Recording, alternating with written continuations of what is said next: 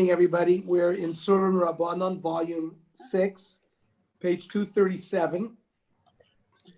Last week we discussed the laws of Chodosh in Eretz Usrael.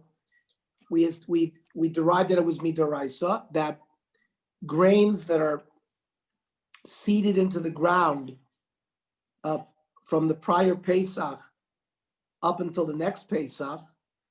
So those grains are considered Chodosh, and you're only allowed to, so if you harvest them before Pesach, you cannot eat them until the 16th day of Nisan, the day of the bringing of the Korban HaOmer. Even though we don't have the Korban HaOmer anymore, it's connected to the date. So we have to wait until the 17th of Nisan before we eat the Chodosh. Now, in it, we determined that in Israel, they plant like in winter and they harvest after Pesach. So since the harvest it wasn't harvested before, was harvested after the second day of Pesach, after the 16th day, that's called Yashon, and you'll be able to eat that directly because you've harvested after. Anything that's harvested prior to Pesach would be Chodosh and would have to be permitted by the bringing of the Omer. That's the din in Eretz Yisrael. Well, what about Chodosh in Chutz La'aretz? So we're now going to focus our attention on the question of Chodosh in Chutz La'aretz. In contrast to the cycle of planting and harvesting of grain in Eretz Yisrael, in many places in the Golah, including North America and Europe, the cycle is different. In these locations, grains are often planted biannually, once in the fall and once in the spring after Pesach. So the wheat that's planted in the fall is generally harvested in the spring and is usually going to be Yashon, since it's harvested after the 16th of Nisan, like we explained, that would not be considered Chodosh. But the latter is usually harvested in the summer and is usually Chodosh because it's even planted after Pesach. So it was Nishrash in the new year and planted and harvested in that same year. So that technically, if you harvested, let's say in September, you'd have to wait until the following April for the second day of Omer to come before you could eat such produce.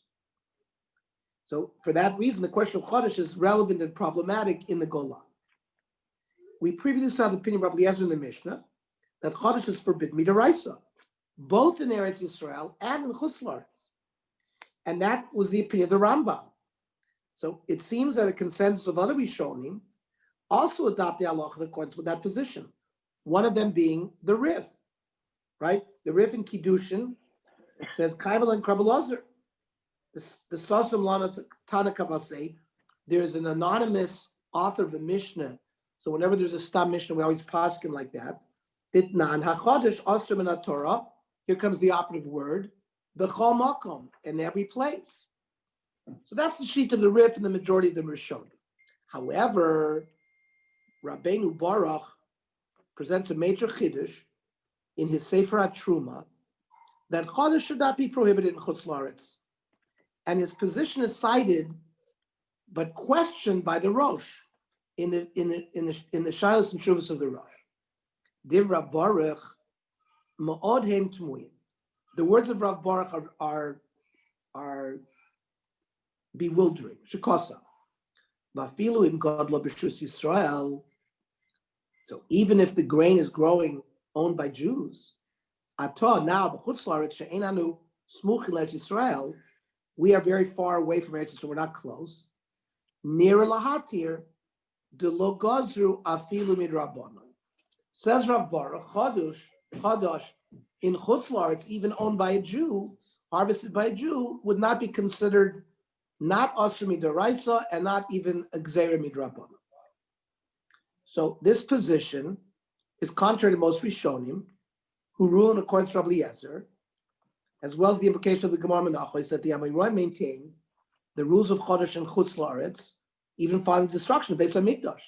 So if the Amoraim lived in Bavel, remember the Amoraim lived from the year 200 CE beyond. Well, that's clearly, the Chorban was 70 CE, so the Amoraim lived after the Beis HaMikdash. They lived in Chutz La'aretz. Yet they maintain the rules of Chodosh. So the sheet of Rav Baruch is not understood. Some, such as the Aruch HaShulchan, right? The Aruch HaShulchan is contemporary, right? He passed away in 1910.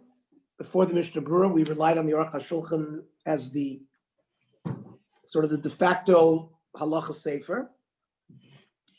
So they ventured to justify this puzzling ruling of the Sefer Trumah by arguing that Chodosh is prohibited outside Eretz Yisrael only midrabbanon, and it was also only in countries close to Eretz Yisrael, as a sort of as a gzeira.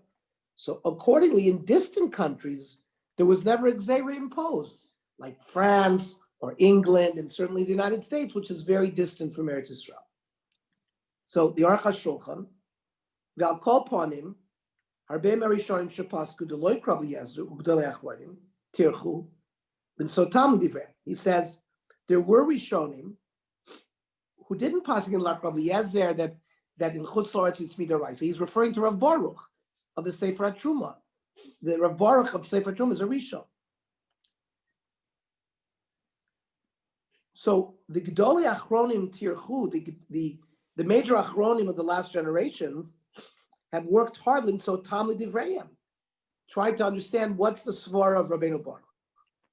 Verichu b'pilpulim, there was great pilpul shekosha livnot yisod l'din al pizeh, and they had a problem to really establish a foundation for why it would be permitted. Ach achshav zachinu shenifasa or zera gadol. So the Aruch HaShulchan says now was printed the Or Zarua, v'hu bi'er taimam v'nimukam.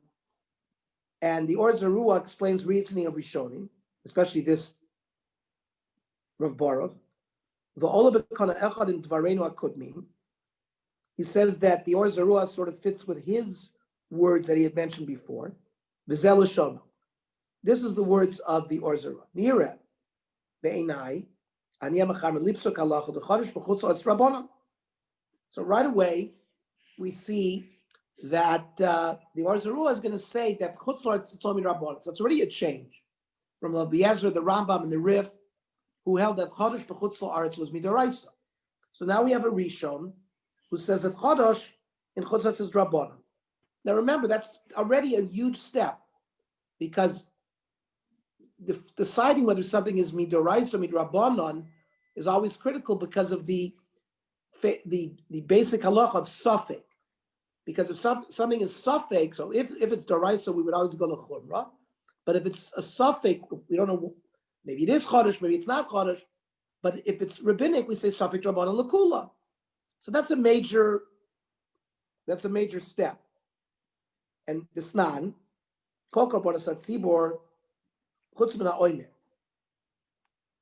V'sasum lam tana the chodosh b'chutz la'aretz rabbanon.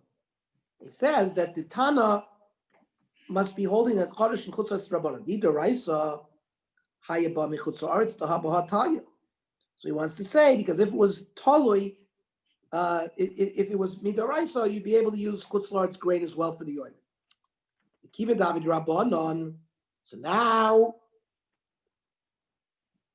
now he said, since it looks like Chodosh b'chutz la'aretz is midrabbanon pashut,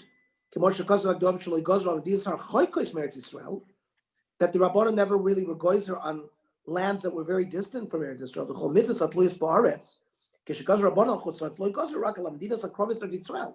We're going to see that even on Trumas and Maasros, which certainly in Eretz Yisrael, Bisman HaBeis HaMikdash was midaraisa, but sometimes they held that Trumas and Maasros were midrabbanon.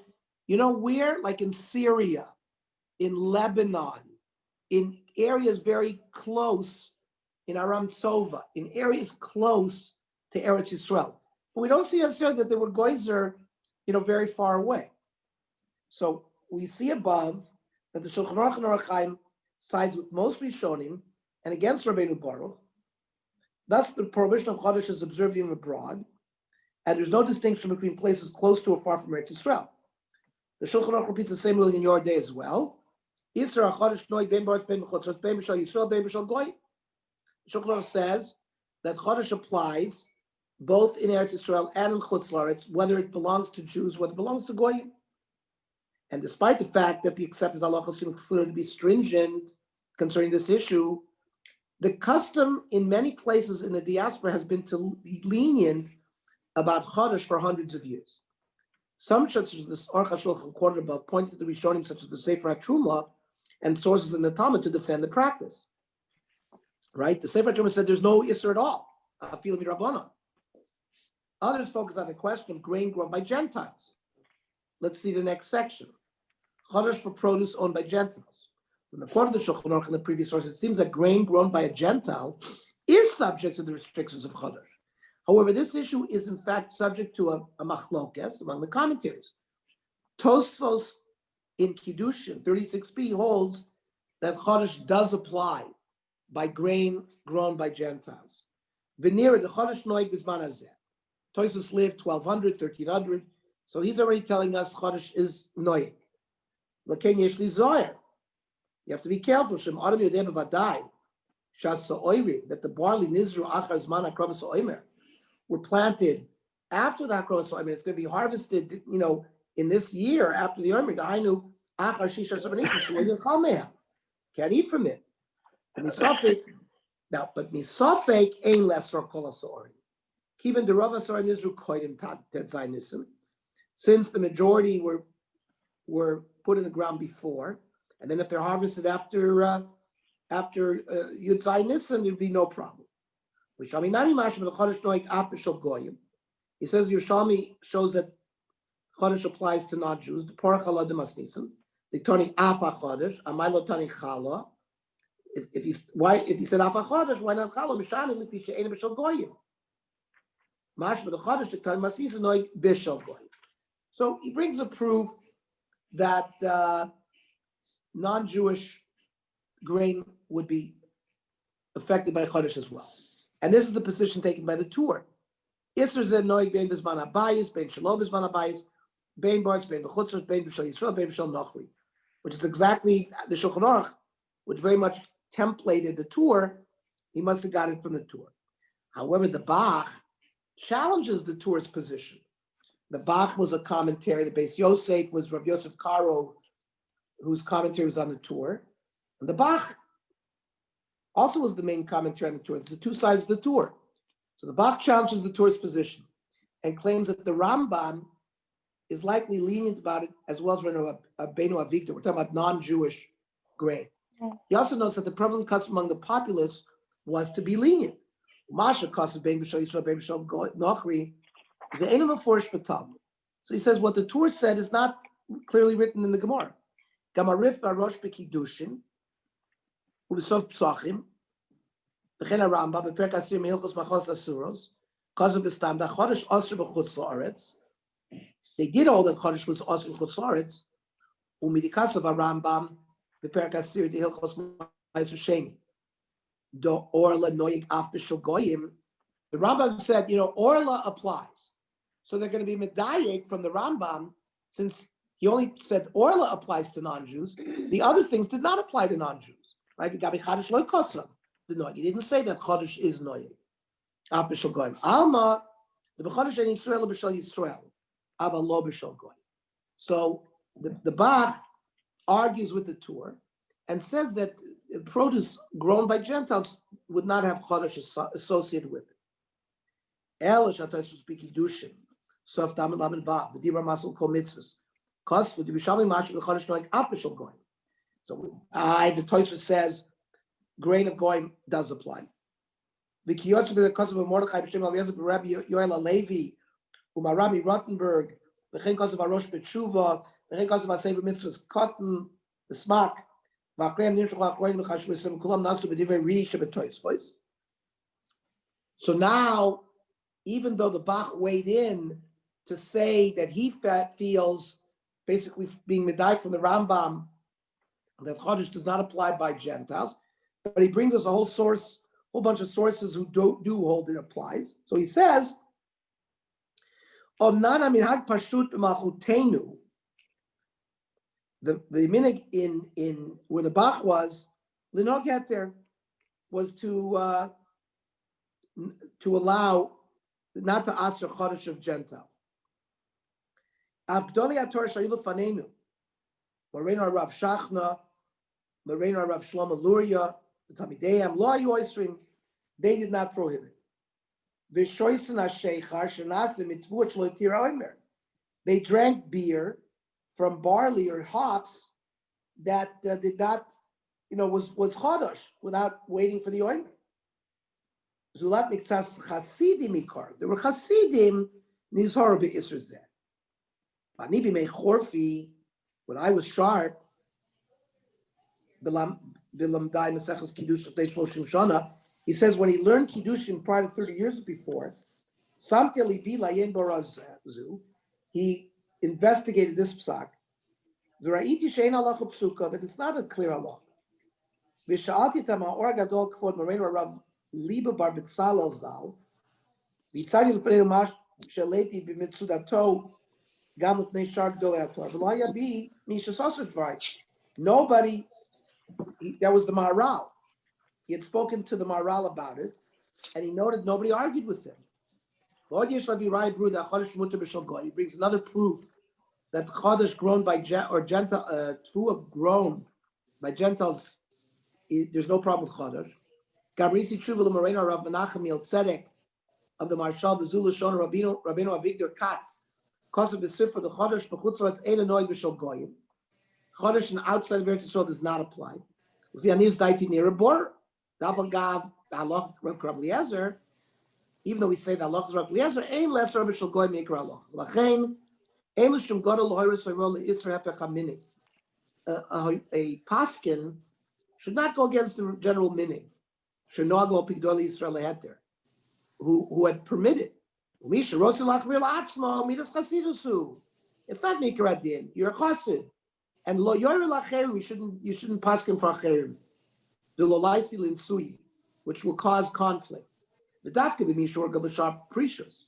Now, who should then do it?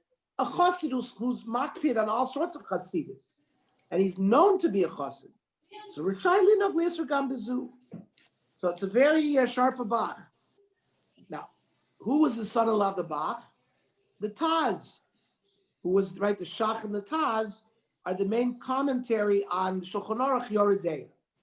So the Bach's son-in-law, the Taz, who was known as David Alevi Segal, disagreed with his father-in-law's position and argued that grain grown by Gentiles is subject to the laws of Challah and therefore would be subject to the laws of Chodosh, in accordance with the majority opinion of the poskim in the ruling of Shulchan Aruch. The Taz says, "Bein b'shel goyim king kasva poskim b'ferush umorichami." Right, my father-in-law Bach Kosav. Sheyesh avchat brurad b'shel goyim enoy Chodosh. Mi'aper comment Rosh Hashanah. Va'ani omer nafsho b'tov tali. He says, even though his soul should rest in peace, avalod dak b'dvar melu. He says he doesn't think he was. His diukim, his deductions from that source were correct. So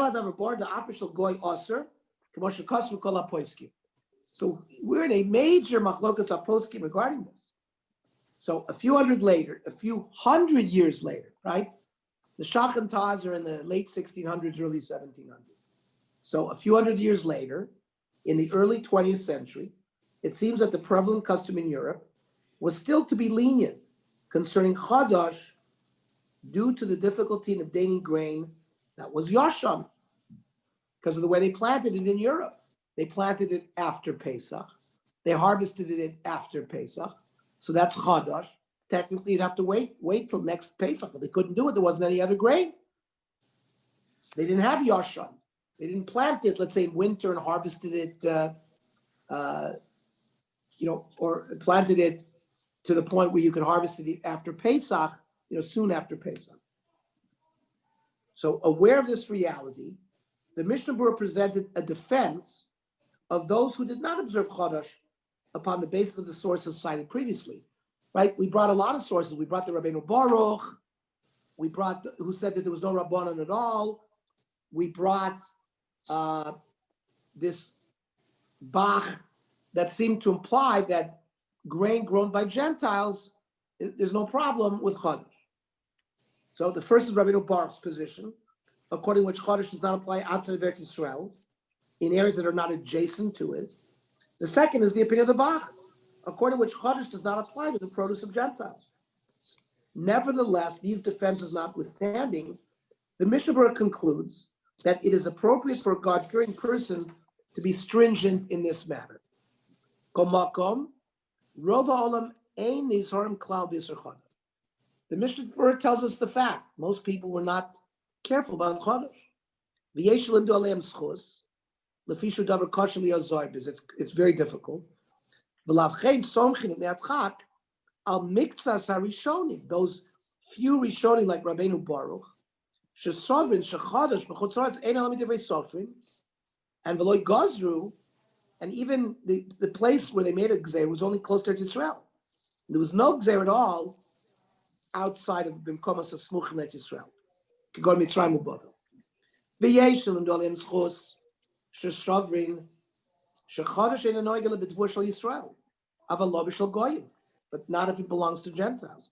Ulefi zeh tzarich lizar liYisraeli sheyesh lehem tvur Tzurba b'soda shelahem sheinagu bo Yisur Chodesh. So first, you have to tell the Jews who are growing grain that they certainly have to be careful about Chodesh.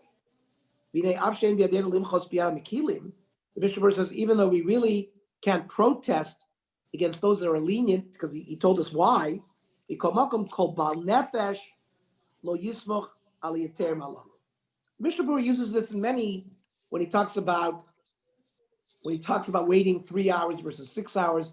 He says a Baal Nefesh should be machmir to always wait 6 hours. He says a Baal Nefesh should, of course, many times when he'll say Meikra Din, it might be permitted, but a Baal Nefesh will be machmir in certain cases. That was the discussion when the Erev went up in L.A. Baal Nefesh should be machmir. A Baal Nefesh would not use the Erev. Right. But I think Rav Moshe uses that language. Rav Moshe used that language. Or maybe you're saying that when the Rabbanim gave the psakim when the Erev first came out. Yeah, the same concept. The Baal Nefesh should be machmir la'atzmam chomash she'efshar lo, ki l'arbei gdolei rishonim hu isur deraisa b'chol gavnei. Okay, so at least we now know really what the machlokes is and what the whole shita is. Now, the Ramon mentions a third potential leniency based on the Rosh Trumah Sadesh and the Tur. Like I discussed earlier, that in the case of grain of unknown status, there is room to be lenient to the principle of suffix of sfeik sfeika, a compounded uncertainty. Nonetheless, he is stringent where the chances that the grain is indeed chodosh are particularly likely. Let's see the Shulchan Aruch and the Ramon. So grain that has not taken root prior to Pesach, right? It's taken root after Pesach. Asura, right? Got to wait till the Pesach next year before you can eat such produce. Says the Ramah, first he said any grain after Pesach will be permitted. What's the sfeik? A sfeik means a double suffix. What's the two sfeikim? Suffix he mishana sha'avra. So first of all, when you buy grain after Pesach, one suffix is maybe it belongs to the following year, and the 16th day of Nisan has been matir that grain. So one suffix is it's perfectly fine. It's maybe for the private. The imtim salon mishana zu. If it's going to be chodosh, it's still, you harvested it after, but maybe it took root before, and that would be okay. Now, if you know that for this kind of grain, they always put it in the ground after Pesach. Going to Biktsas Medinos, Shazor and Shibol Shual, because they would plant rye, Usaoirim, barley, Lachar Pesach, as Yeshalach, Rachar Kotzir.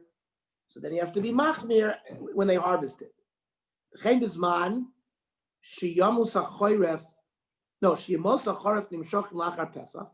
Let's say it's a very early Pesach, it's in March, and the winter is extending into after Pesach.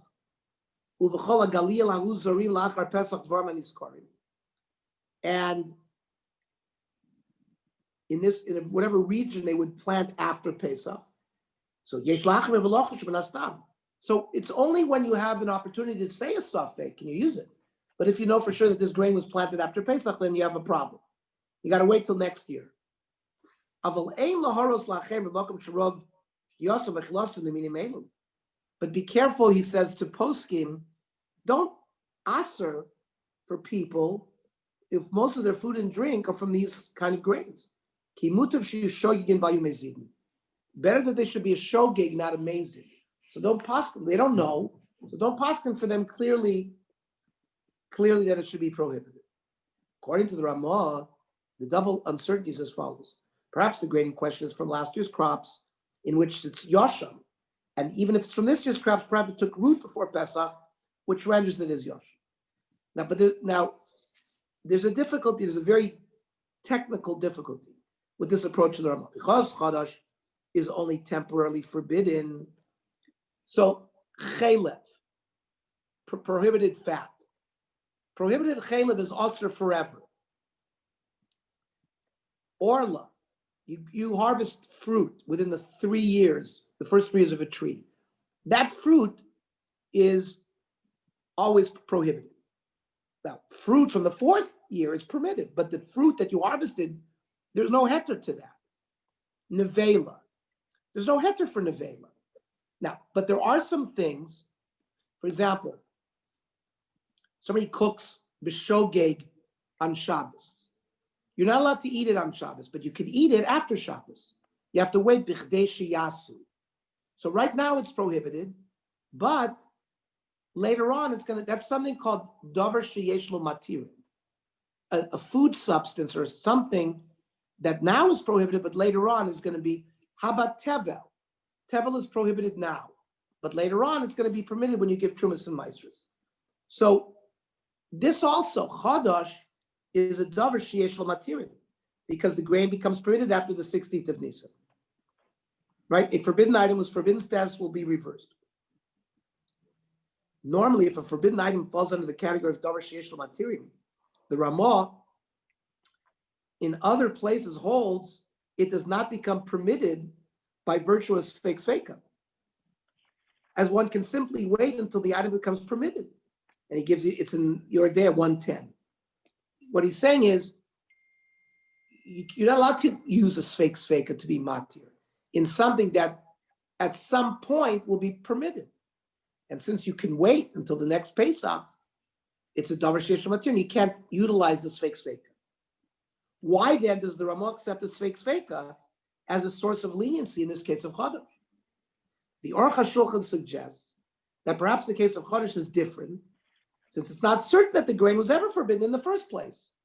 It's not like something was cooked on Shabbos. We know that's prohibited.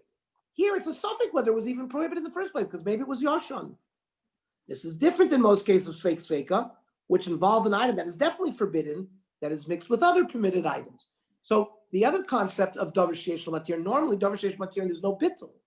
Normally we say bittul berov or bittul b'shishim. We don't use bittul in a taruvis if it's something that's a davar sheyesh lo matirin. Just like we said, a beria, afilu be'elef lo batel. Let's say a whole insect a whole creature fell into a taruvis. If it's 1,000 to 1, since it's a beria, afilu be'elef lo batel. Davar sheyesh lo matirin is the same concept. You have something that all you got to do is wait, and then it becomes permitted. You're not allowed to nullify it. Says the Aruch HaShulchan, afal gav the Chodosh sheyesh lo matirin, ve'einu muter b'sfeik sveka k'mo shekasuv b'simin kuf yud in Yordeya yesh loimer dezeu b'taruvis shal kol panim yesh kan vaday iser. But that's a mixture of something that is vaday prohibited now, and after a certain amount of time, it will become permitted. This fake sveka has created a situation where we don't know for sure that the thing is usher to begin. Now, the Mishnah Berurah also mentions the Ramah suggestion, and then identifies a fourth suffix that may be a basis for leniency, namely, if the grain sometimes comes from other locations where it is planted before the time of the Yom, right? V'nei b'yordeya, because of Ramah, heter l'chodesh davis fake sveka, Right? Maybe the grain is from the previous year and it's Yoshan. Maybe it was put in the ground before the oiner, which also would make it Yoshan. Let's say they bring wheat from someplace else. Let's say this flour is made from wheat that was also, it's a suffix, it could have been, came from a place that they put it in the ground before Pesach as well. So those two leniencies of the Ramon Mishnah Berurah may have been helpful in their times in Europe. Rav Moshe Sternbuch, right, the Chuvas Vanogos, the Moadim Uzmanim, the current head of the Badatz in Yerushalayim, rejects them as being inapplicable to the reality of modern times. And let's read this, let's learn this Rav Moshe Sternbuch.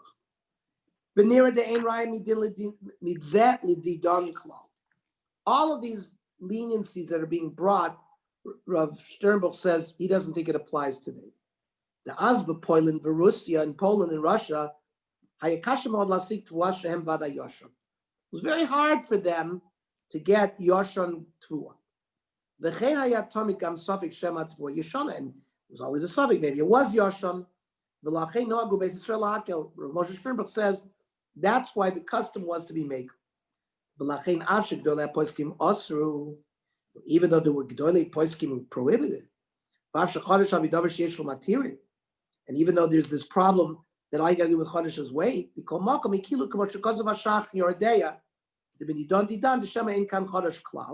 maybe it's not Chodosh.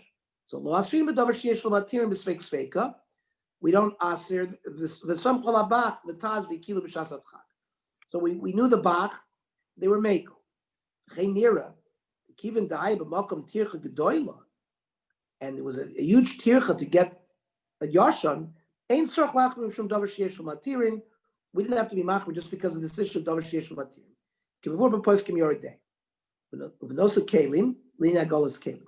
That's talking about kashrus. He says, even though there were great tzaddikim who were all in Europe, who are all lenient about Chodosh, that's okay. We don't say anything bad about them. So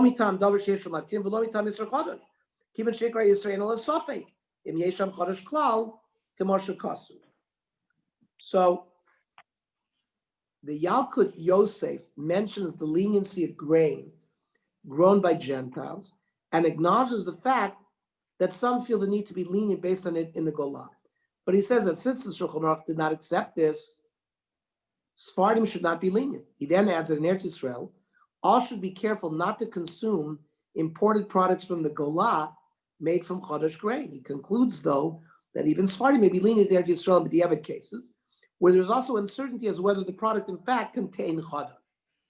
Yisra Chodosh noi gam bizman hazeh, bein b'tvur shel Yisrael bein b'shel Goy. The Yeshayim Shen Yisra Chodosh chalal tvur shel Goy. Says some hold that it doesn't apply to non-Jewish grain. That's why there was a custom to be makel. Because you can rely on the fact that the majority of the grain in Chutz La'aretz is grown by non-Jews. He says, though in Chutz La'aretz, since a lot of planting goes on after Pesach, there's a lot of new grain. And not everybody could be machmir. That's why there's always been people who did not follow this prohibition of Chodosh. They relied on the leniencies that Tvua in Chutz La'aretz, like the Rabbeinu Baruch, does not apply Chodosh, and grain owned by Gentiles does not apply. Ulam das Moran HaShulchan Aruch sheyesh ish Chodosh gam b'tvua shel goy. So he says the Shulchan Aruch, though, didn't have such a leniency. He said very clearly that grain grown by Gentiles, there is Chodosh.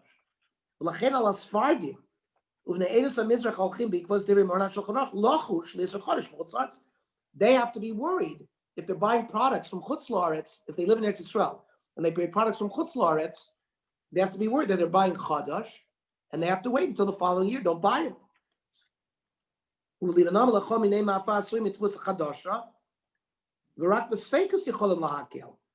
can only be makel if they don't know if there's a doubt. Isra achila mitvua chadasha, chal, hein al tvua shel Eretz Yisrael, ve'hen shel tvua shel chutz la'aretz. Lachen roi v'nochon lachkra minei tvua amuvim chutz la'aretz. They have to investigate the kind of grain that is brought from chutz la'aretz. Hamishvakim kayom ba'aretz, that are produced in Eretz Yisrael, v'ashem yotzim b'chutz la'aretz mitzvos chutz la'aretz, and those products that are made in chutz la'aretz from chutz la'aretz grain, kagon, kukrim, granola, divrei mafeh, bira, right? All those things have grain in it. Chodosh, b'chol eila yesh b'hem chashash l'isur chodosh, u'la'kozim l'chatchila, although b'diavad kol sheyev sofek, im yesh b'hem chodosh yesh l'akad gam l'didah.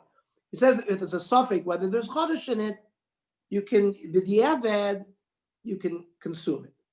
The common practice in chutz la'aretz is still to be lenient concerning chodosh, based on many of the leniencies discussed, and this is the policy of most of the major kashrus organizations, including the OU. There are three basic approaches taken by the commentators on Shulchan Aruch, explaining why one may be lenient. The Ramah considers that in general, when purchasing a product that contains wheat, without really knowing its origin, one is faced with a double doubt. One does not know the grains that were used were from this year's crop or from last year's crop. That's one suffix. And even if it was from this year's crops, perhaps the grain was planted before the Omer. So you have a sfeik sfeika. Because of the existence of this double doubt, one may eat the product. We mentioned earlier, though, that Rav Moshe Sternberg felt this leniency does not apply today, when it is known that much of the grain is definitely chodosh. Nevertheless, there are still many products made from winter wheat that are likely yashan, at least in the United States. These include products such as cookies and pretzels. Okay. 2, the poskim exclude the diaspora from the chodosh prohibition because land belonging to non-Jews is exempt from the rules of chodosh. B, although chutz la'aretz is included in the prohibition of chodosh, lands that are very far from Eretz Yisrael are exempt. Europe and certainly America are considered to be distant lands and are therefore exempt from the prohibition of chodosh. The Mishnah records a dispute as to whether chodosh applies outside of Israel. The Gemara does not state explicitly which opinion to follow.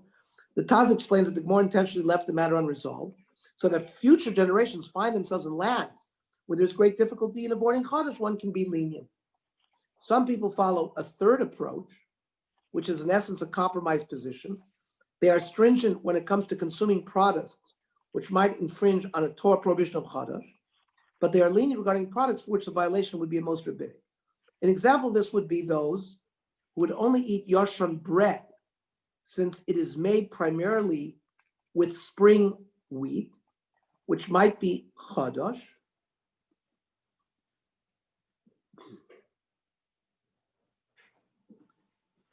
but would eat any pretzels since they are primarily from winter wheat, which is clearly yashon. Although pretzels contain some spring wheat, nonetheless the Torah prohibition is removed due to bittul. Since there's going to be, maybe some spring wheat and some winter wheat, it'll be nullified.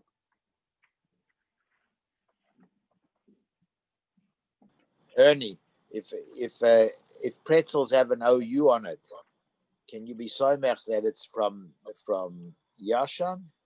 Here, we're going to read the next paragraph.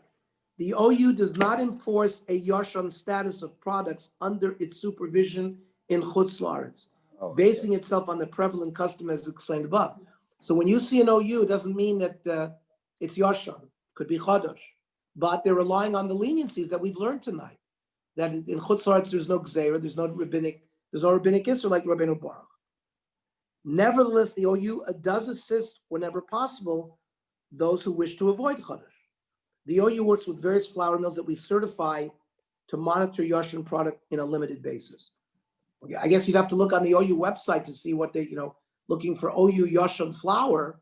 Yeah. But in general, the OU is not that? Market on it. What? How do you find that? I mean, they say they No, you can probably look on the OU website and see what flour they give a certification on that it's Yashan. It says they work with flour mills that certify to monitor Yashan product. Despite the common practice in Chutz La'aretz to be lenient, there's a growing population of religious Jews that are attempting to observe the halachos of Chodosh, and there are consequently more products available that are Yashan certified than previously. The more interest increases in observing this mitzvah, the easier we find the products available for doing so. And if you look on the bottom on 17, it gives you a whole bunch of websites how to observe Chodosh, helpful articles, and they have there is a resource, the Annual Guide to Chodosh, published by Rav Yosef Herman of Muncie, which give you specific products which are potentially Chodosh, and the dates after which one should refrain from using them.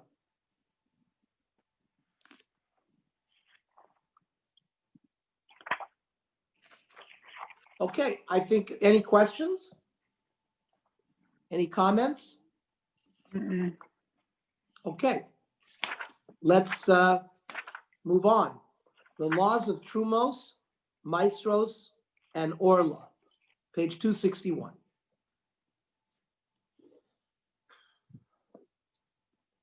I just want to sum up. We spent a good 3 weeks on Hafroshas Chala and Chodosh. It's a huge subject. We mentioned in the previous year concerning laws of Chala and Chodosh that there's some kashrus-related mitzvos that are agriculturally based and apply on a Torah level only in Eretz Yisrael, known as mitzvos hatluyos ba'aretz, mitzvos dependent upon the land. This distinction is mentioned in the Mishnah in Kiddushin that we saw in the previous shir in relation to Chodosh. Mishnah Kiddushin.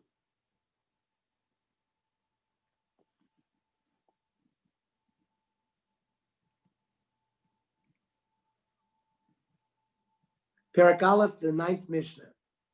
Kol mitzvah shitluya ba'aretz, any commandment connected to the ground, eina noheged ela ba'aretz. So it's only operable in Eretz Yisrael. She'eina tluya ba'aretz, if it's not a mitzvah connected to the ground, noheged bo bein ba'aretz bein l'chutzretz. Chutz min ha'orla v'kloyim, where we said orla v'kloyim is noeg everywhere. And Rabbi Eliezer Omer Afa Chodosh. That was the Mishnah we quoted here.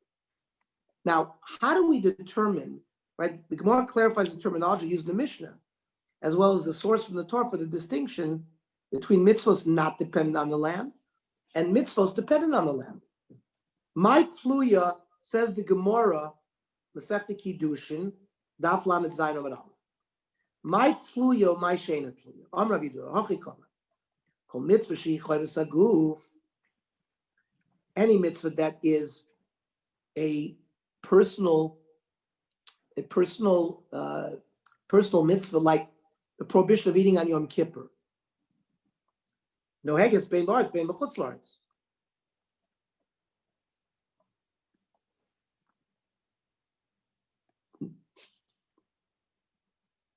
Chayvus karka, but something that is connected to the ground, ain't no heges ela ba'aretz. Then it only applies to Eretz Yisrael. Menan Emili, the Tanur Rabbanan. Ba'aretz. So these are the chukim, right? These are the chukim that you shall do ba'aretz. Yachol kol mitzvahs kulan. Maybe all Taryag mitzvahs. Lo yu noag and ela ba'aretz. Maybe they would only apply in Eretz Yisrael. Talmud Lomer kol hayomim asher atem chayim ala adamah. So, if it's all the days, so maybe if kol hayomim implies whether you're in Eretz Yisrael or not, Talmud Lomer ba'aretz. So we have a miyut and we have a ribui. The Torah said anywhere that you live, and then it restricted it just ba'aretz. Say ulamad mimasha amar binyan. Go see what's written there. It says abei te'abdun et kol ha'mekomot asher avdu sham. Destroy all the avodah zarah places that were worshipped there. So ma avodah zarah miyuchedes shechayvus haguf. The prohibition of worshiping idols is on a person. It's a personal obligation. It's not connected to the ground. So therefore, noheges bein ba'aretz bein l'chutz. Av kol shechayvus haguf. So any personal chayv is noheget bein ba'aretz bein l'chutz la'aretz. You have a personal chav to put on tefillah. So out of the mitzvahs hatluyos ba'aretz, the following still apply nowadays: separating trumas and maasros, separating challah, the prohibition of Chodosh, Shemitah, the prohibition of Orla and Neter Ravai, and the prohibition of Kloim, growing, combination of seeds. In the previous Shiurim, we dealt with Chala and Chodosh. And now, in this year, we will address separating Trumas and Maasros, and we will address Orla and Neter Ravai. So it's also important. Is there a difference between Orla and Kalayim? That Kalayim doesn't apply to a goy. If they mix seeds, you can eat that, can't you? Orla you can't. But the Kalayim is a Jew can eat a Kalayim planted by a goy. They take a plum and a peach, and you can eat it right away. You can eat the nectarine. So, but we're gonna learn. We're gonna learn the dinim of Kloim. So there was a chiluk. Let's wait until we learn. Let's Okay, wait until we learn the dinim of Kloim. No, but I mean, you did mention the fact that or like Kalayim are in the same.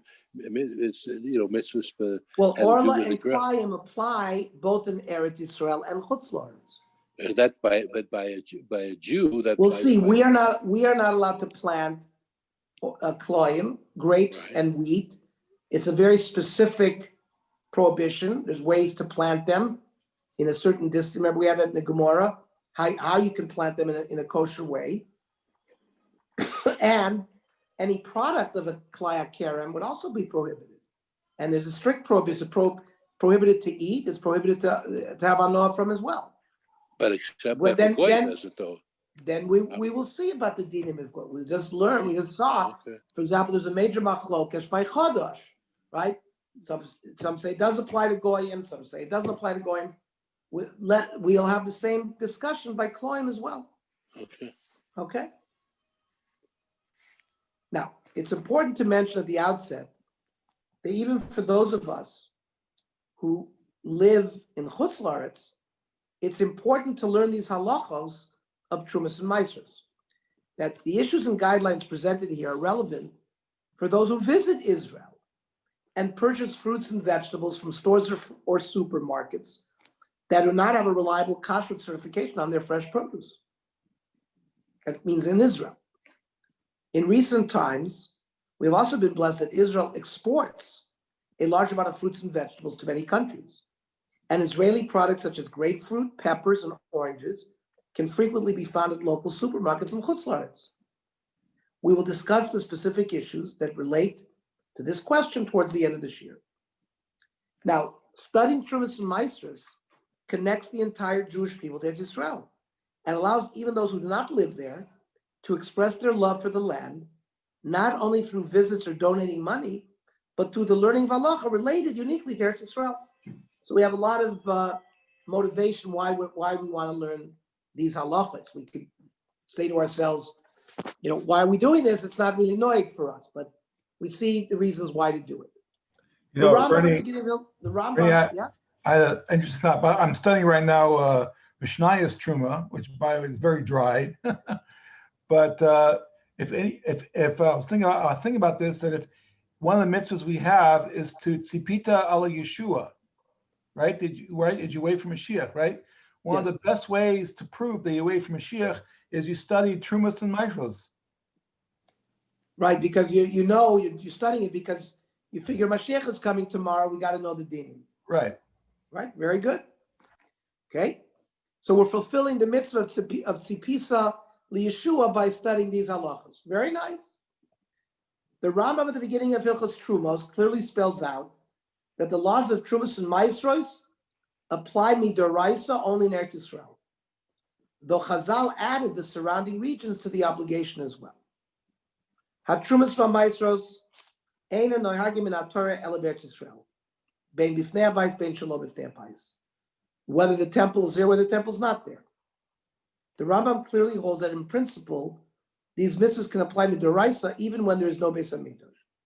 Nevertheless, the Rambam seems to hold that nowadays they are still only obligated midrabanan for a different reason, as we will see through the next few makorot. Part of the background to this issue can be found in the Gemara in Yevamos, from which it seems that a machlokas exists as to whether the kedusha given to the land of Israel when it was conquered during the period of the Bayit Sheni, did it remain once we were kicked out by the Romans, or did it not remain?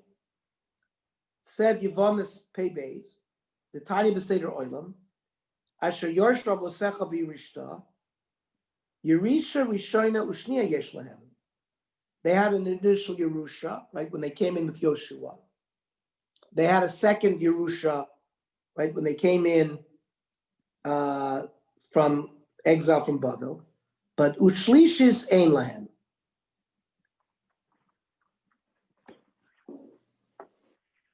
That there's not going to be a third. They will not have a third inheritance. It won't be necessary to sanctify the land for a third time, as the second sanctification was permanent. That's what the Gemara means there. You don't need a third Yerusha. The second Yerusha is long-lasting. On Rav Yochanan, Man Tana Seder Oilam Rav Yosi. And Rav Yochanan points out to us who was the author of Seder Oilam, which is a historical sefer, which talks about all these dates. It's Rav Yosi. So from here we learn that the Kedusha never lapsed, even after the destruction of the second temple. And therefore Rabbi Yosef would hold that Trumah, even Bizman Hazeh, would be Doraisa. And we see it in Rashi. Yerusha, we should be by Yoshua of Yerusha. Ezra. When they came up with Ezra, the Golu goes, we should have bought the Kedusha Sa'aretz. That when they were exiled, in the first exile, the Kedusha that they did with Yoshua went away. But then when they came back with Ezra, they did a new Kedusha. And Shlish is saying, Klemer, lo boile meheder umir to Yerusha, or medicine. We don't have to redo it again, because the inheritance that they got when they came up with Ezra remains in force. That when Titus, the Roman general who destroyed the temple in 70 CE, it didn't go away. Thus, it seems that from the Gemara that Rabbi Yossi holds that the Kedusha Shniya, the sanctity from the conquest of Ezra during the Bayit Sheni period, remains today as well. Therefore, the obligation of Trumas and Mises would be deraisa even nowadays. The other opinion contrast seems to hold that the Kedusha Shniya does not remain, and the obligation of mitzvahs atlus fa'aretz would only be drabanan. The Rambam in Hilchos Trumos, quoted above or below, appears to rule against Rabbi Yossi, as he states that Truma nowadays is only obligated to be Rabbanon, and the Kedusha from the time of Ezra did not last.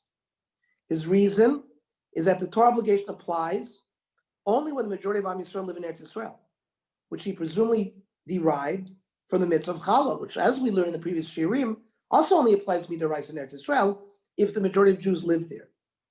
Therefore, even if in theory the obligation could be Doraisa following the destruction based on Midrash because the Kedusha is still there, it's still only Rabbanan since the majority of Jews do not live in Eretz Yisrael. So, of course, everyone here on the Shir realizes the importance of this, because we mentioned it a few weeks ago when we talked about Chala, where there it also said that the moment 51% of world Jewry is living in Eretz Yisrael, a lot of things are going to change. Number one, Chodosh is going to be Midoraisa, because there also the Rambam said the Chodosh might not be paskening, that Trumah Bizman Hazeh is also only Midrabanan, because the majority of world Jewry does not live in Eretz Yisrael. But once that changes, the halacha will change as well. Says the Rambam, Trumah Bizman Hazeh, Bafil b'makom shechziku ole Bavel, even the place where the people from Babylonia who came up with Ezra, Eina min Torah el midivreya. The Trumah is only midrabanan. She'en lecha Trumah shel Torah el b'Eretz Yisrael b'vad u'bizman shel kol Yisrael sham. And in the times of Ezra, they were not there either. She'nemar ki tavo bias kulchem kshayu b'Yerush Rishona, like when you came in with Yoshua. Kemo she'en atidim lazur b'dusha shlishis, like it'll happen when we come back with Mashiach. Lo kashayu b'Yerush Shniya shaytim me'Ezra shaytim b'yat miktzos. It was only a very small minority of Klal Yisrael that came back. Lefichach lo ychayvo yisam min haTorah. Echein yireli shuadid b'maisris She'ein chayav mizmazel midivreya ketruma. The Ravid holds that halacha does follow Rabbi Yossi, that the kedusha did not nullify, since Rabbi Yochanan held that way, and the mitzvahs of Trumas and Meisos apply today as well. Midaraisa in Eretz Yisrael. Says the Ravid, lo kiven halacha yafa. He disagrees with the Rambam. He didn't paskin correctly. That kaimel and Rabbi Yochanan, Gomer b'Yevamis, Trumas manazed deraisa from the Yevamis, Daf Pei Aleph. V'atzmo nir shekach kosev b'tchilas hasefer. Isa la milsa b'chalu hudi isa. The opinion might be regarding challah. The Ravid says he might agree that you need God's Klal Yisrael, or the majority of Klal Yisrael, in order for there to be a mitzvah deraisa, but not necessarily. And then there's a nice biography of the Rambam, of the Ravid. Let's finish with the Shulchan Aruch, so we can start next week with fruits and vegetables, which are obligated. The Shulchan Aruch rules in accordance with the Rambam, which is the opinion of the majority of Rishonim, that Trumas and Maasros are only a rabbinic obligation. The Ramah brings the opinion of the Ravid, but states that the custom is not in accordance with it. Bizman hazeh, today, afilu b'makom shechziku b'oli Bavel, even when Jews had, when they came up from Bavel, they're still possessing. And afilu b'mei Ezra, ein chiv Trumas u'Maasros b'natorah medivreya. The dinim of Trumah even then was only Rabbanan. They should never keep tavo mashma bias kulchem lo bias miktaschem k'mo shayis b'mei Ezra.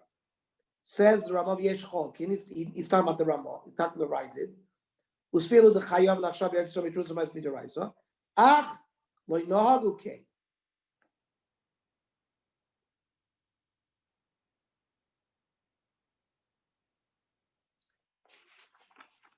Okay, so we start off by learning that Bizman Hazeh, the majority of poskim hold, and the custom is that Trumas and Maasros, even today in Eretz Yisrael, are only midrabanan. That may change when majority of Jews live in Eretz Yisrael. One day we're going to have to put together a sefer of all the various things that are going to have to, things are going to change when, could be in a few years, the way population is going, that it'll tip that the majority of Jews will be in Eretz Yisrael. And then the question will be what all the different halachas will change. Any comments, questions, haros?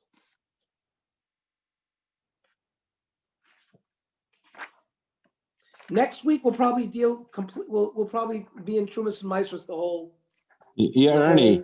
The whole subject. Ernie. Yes. Yeah, who determines when the majority of Jews live in Israel? Like, who is doing this calculation, and who's the official gatekeeper of this? Well, I think it's going to be a very good question, Harold, because first of all, people will ask, Who's a Jew? How many assimilated Jews are out there? Yeah, right. It's going to be very tricky, very tricky. I agree. Does Bernie Sanders count?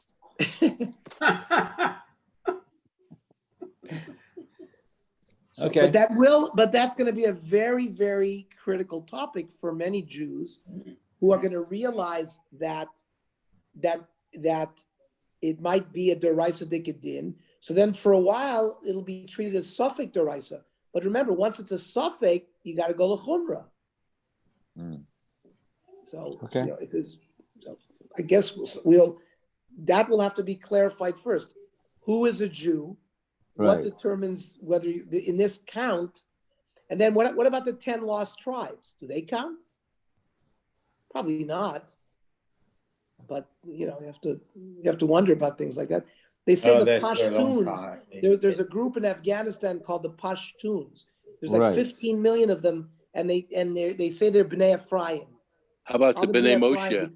Huh? The Bnei Moshe, the Indians or something from India? Well, the Bnei Moshe in India, they're Menashe. Many of them have come to Eretz Yisrael and have converted. So that'll be a question for its own. How do we determine what that demographic is? But then once the demographic is there, what halachas change?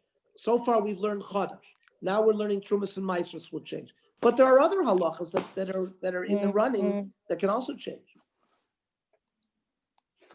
Okay, So the Daf Yomi will start in a few minutes. I believe. Let's stay here. Let's stay on.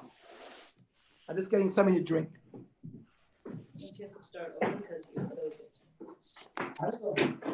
Hang on. Mario? Where's Mario? Not here? Yeah, Mario. Maybe he has, I don't know, he'll tell us. He'll tell us.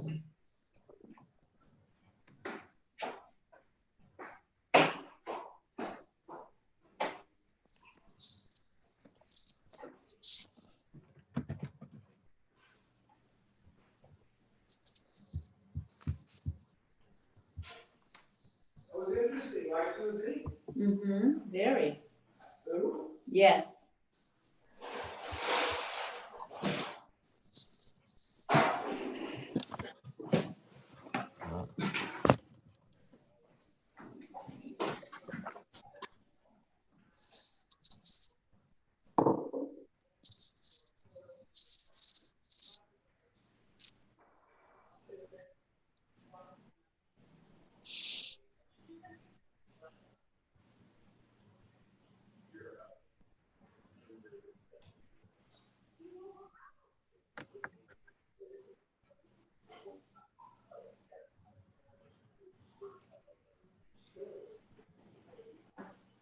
Now that you're vaccinated, you can have everybody come. No, but they're all in quarantine. Not anymore.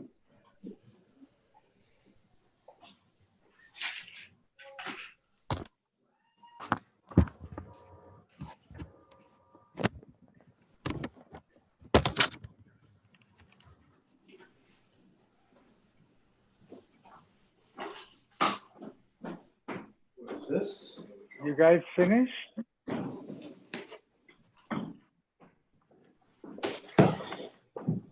Hi, Mario. Hi. Yes.